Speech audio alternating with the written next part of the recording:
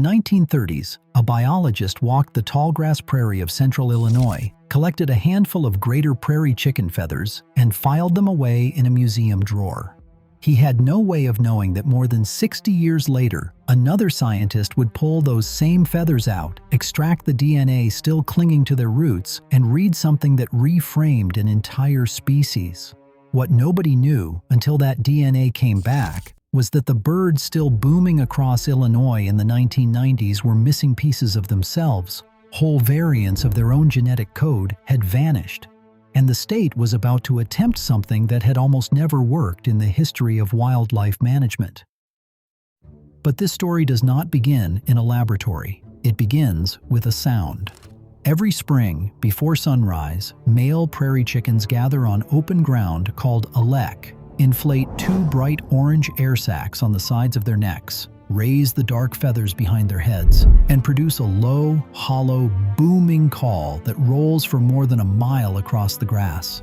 Naturalists once called them boomers for it. For thousands of years, that sound was one of the defining voices of the American Midwest, as much a part of the prairie dawn as the light itself. In 1860, Illinois held somewhere between 10 and 14 million greater prairie chickens. They were so common, they were treated as a nuisance, shot by the wagon load and shipped to city markets by the barrel. The tall grass prairie that fed them stretched across the northern two-thirds of the state, an ocean of grass that once ran taller than a person on horseback. The tall grass prairie would become one of the most thoroughly erased ecosystems in North America, and the greater prairie chicken, its signature bird, was going down with it. Then the plows arrived. Tall grass prairie sits on some of the richest farmland soil on the planet, and that soil is worth far more as a cornfield than as habitat. Over the following century, more than 99% of the Illinois prairie was torn up and planted. The birds that once had roughly 20 million acres to roam were squeezed down to a couple of thousand. Hunting took its share. Egg collectors took more. Roads and fence lines and towns carved the surviving grass into smaller and smaller islands.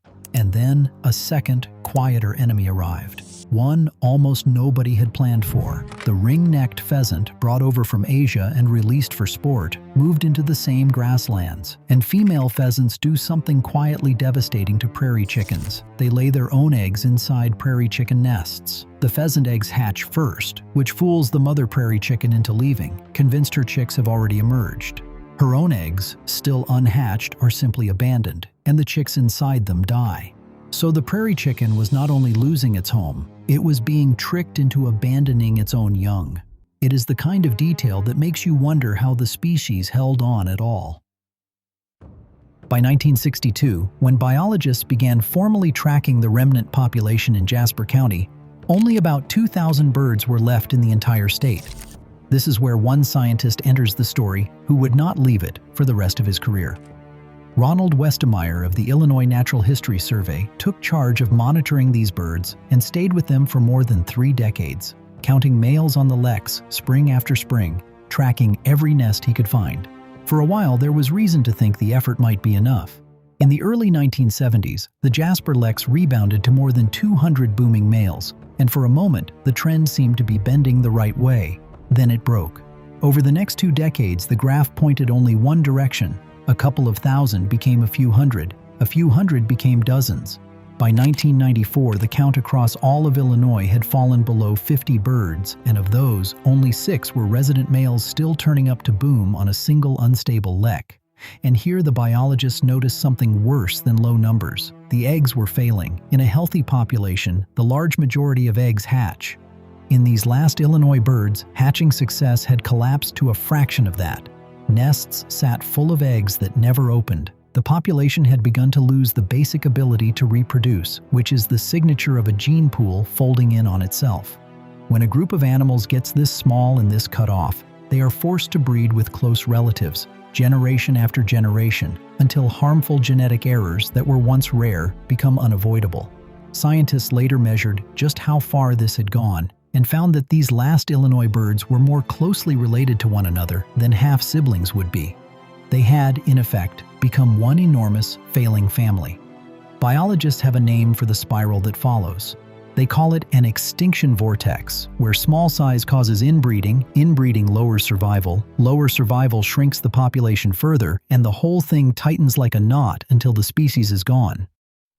This is where the museum drawers come back into the story. Two geneticists at the University of Illinois, Juan Buzat and Ken Page, wanted to answer a question that sounds impossible to answer. Had the modern birds actually lost genetic diversity over time, or had they simply always carried this little? You cannot travel back to 1860 and sample a living prairie chicken, but the answer had been sitting in a collection the whole time. The Illinois Natural History Survey held prairie chicken specimens gathered in the 1930s and the 1960s before the worst of the crash. Buzat and Page carefully extracted DNA from the roots of those decades-old feathers and compared it, gene for gene, against DNA from the surviving birds and from healthy populations in neighboring states. The Illinois birds carried far fewer genetic variants than the prairie chickens still thriving in Kansas, Minnesota, and Nebraska. But the sharper finding came from the comparison across time. The historical Illinois birds carried genetic variants, specific versions of specific genes that were completely absent from the modern Illinois population. Ghost alleles. Genes that had been present within living memory and were now simply gone. If that sounds abstract, think about what it actually proved.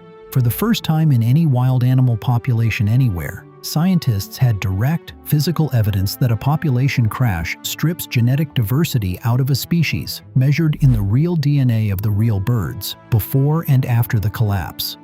The loss was no longer a model or a prediction. You could read it in the feathers. The finding was striking enough to land in a leading scientific journal, and in that same year, a second paper documented what the state was doing about it, turning a few hundred obscure Illinois grouse into one of the most closely studied populations in all of conservation science. And that mattered enormously, because genetic diversity is the raw material a species draws on to resist disease, adapt to new conditions, and simply hatch healthy chicks. The Illinois birds had been quietly running out of that raw material for a century. 2 decades later, this exact question, whether lost diversity can ever truly be put back, would return to haunt everyone involved. But in 1998, the discovery pointed toward a solution that felt almost obvious once you saw the data.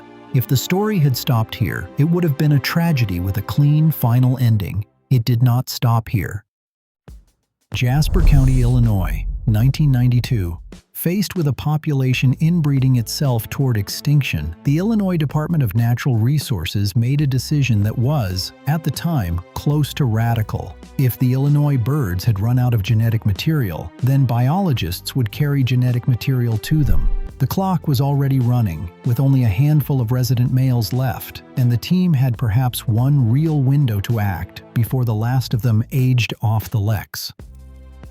Between 1992 and 1998, crews led by Scott Simpson and Terry Esker imported 200 greater prairie chickens from 3 states where the birds were still abundant, from Kansas, from Minnesota, and from Nebraska, grasslands where the gene pool was still deep and diverse. Trapping wild birds, transporting them hundreds of miles, and releasing them into unfamiliar country is difficult and risky work, and there was no guarantee the newcomers would stay, survive, or breed. The imported birds were released onto the Illinois Lex to mix with the survivors, much of it on protected ground at Prairie Ridge State Natural Area, a landscape the National Audubon Society would later recognize as an important bird area.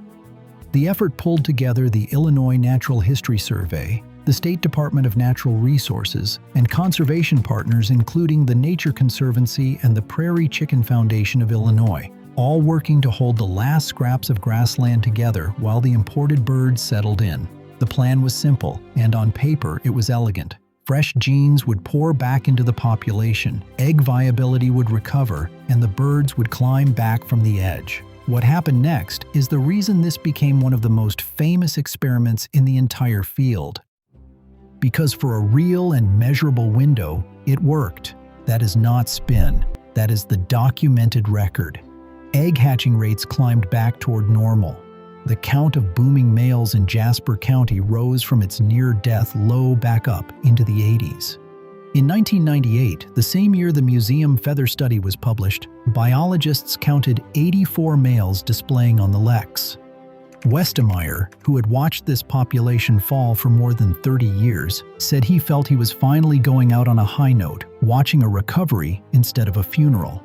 The Illinois prairie chicken became a textbook case in the most literal sense.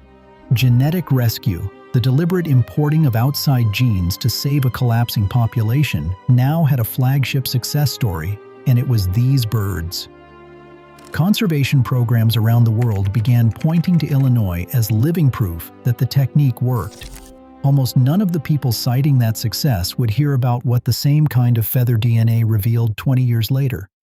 If you are finding this investigation worth your time, subscribing helps this channel keep producing these deep dives into American wildlife. Now, back to the leks of Jasper County, where the celebration turned out to be early. So the rescue had worked. The eggs were viable again, the males were booming again, and the papers were written. But what the next generation of DNA analysis uncovered made all of it look premature. The recovery did not hold. By 2012, after a severe drought, the Illinois population had collapsed back down to around 50 birds. A large, diverse population shrugs off a dry year. A small, inbred one has no reserves to fall back on, and it buckles, which is exactly what genetic diversity is meant to buy a species, a cushion against the next bad season, and precisely what these birds no longer had. 2 years later, in 2014, the count of males in Jasper County hit 12. 12. The same county that had held 84 males right after the rescue was back on the doorstep of local extinction. Biologists had to run the entire operation again, trucking in more birds from Kansas in 2014, 2016, and 2017. And somehow the picture got worse the closer anyone looked. Because the deeper problem was hiding in the genetics, and 2 biologists went hunting for it. Marlis and Michael Douglas, working at the University of Arkansas, collected thousands of shed prairie chicken feathers from the Illinois leks, more than 4,000 of them, and pulled DNA from the roots, the very same technique that had produced the ghost allele discovery decades earlier. They wanted one answer. Had the celebrated genetic rescue actually restored diversity for the long haul, or had it only propped up the head count for a while? Their findings, published in 2017, challenged the entire story. 20 years after those Kansas and Minnesota and Nebraska birds had been released, genetic diversity in the Illinois population was already declining again. The measures of genetic health that were supposed to have been permanently repaired had not meaningfully improved at all. Heterozygosity, the basic measure geneticists lean on as a short-term indicator of a population's health, had barely moved between the years before the rescue and the years after it. On the one metric that was supposed to prove the fix had held, the line was nearly flat. Michael Douglas described it as an enhancement of the population rather than a true rescue. The birds could have quietly kept their gains for good.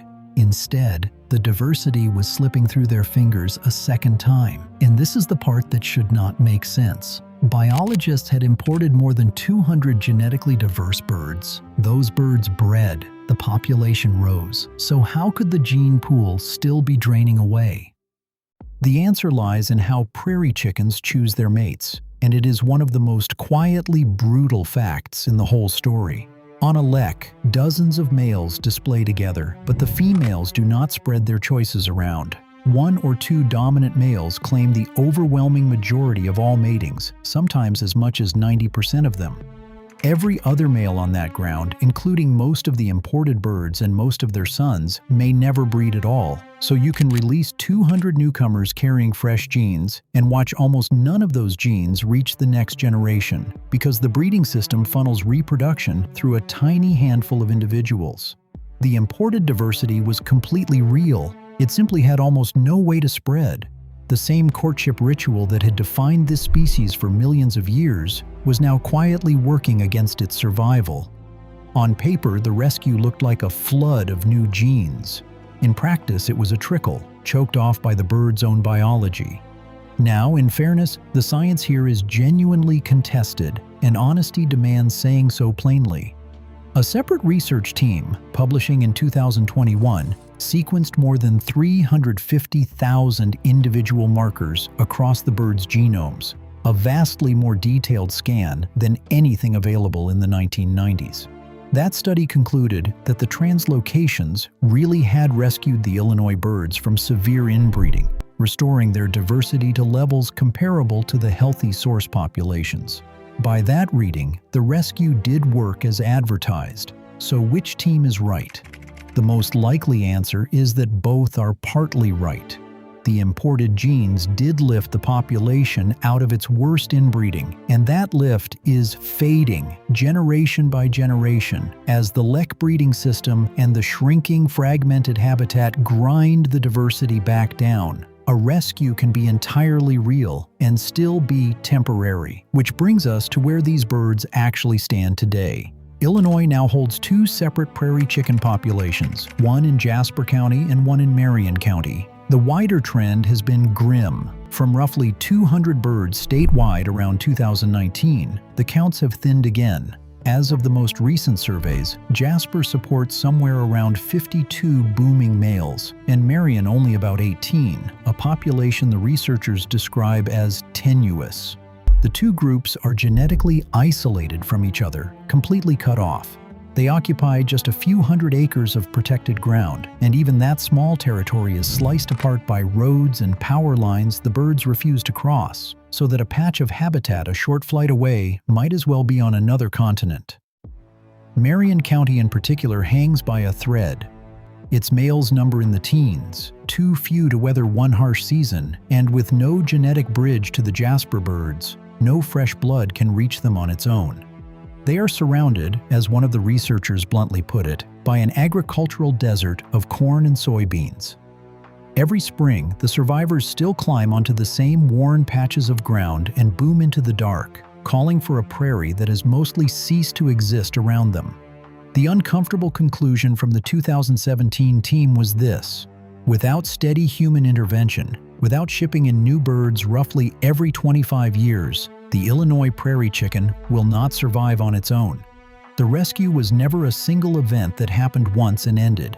It has become a permanent life support system, one that has to be switched back on every generation, indefinitely, or the booming falls silent for good. It does not have to look this way everywhere. Just to the north, in central Wisconsin, better connected grasslands counted more than 300 booming males in 2025, the highest number recorded there since 2007. Same species, same continent, a completely different trajectory. The difference between a population that thrives and one on permanent life support comes down to a single factor: the amount of unbroken habitat left underneath it. The greater prairie chicken did not run out of will, it ran out of prairie. Illinois once held as many as 14 million of them, and today holds fewer than 100, kept breathing by biologists who haul in genetic reinforcements the way you might keep topping off a tank that leaks faster than you can fill it. The DNA in those museum drawers revealed something that truly had been impossible to see before: that you can watch a species drain away at the level of its genes. And the DNA on the modern leks revealed something almost harder to accept: that you can pour an entire rescue in and watch it drain right back out if the land beneath it never returns. The prairie chicken is not really asking for more birds, it is asking for more grass. Whether it gets it is a question Illinois has been answering, one cornfield at a time, for more than 160 years. If you want more forensic wildlife investigations like this one, subscribe, and the next case will be waiting.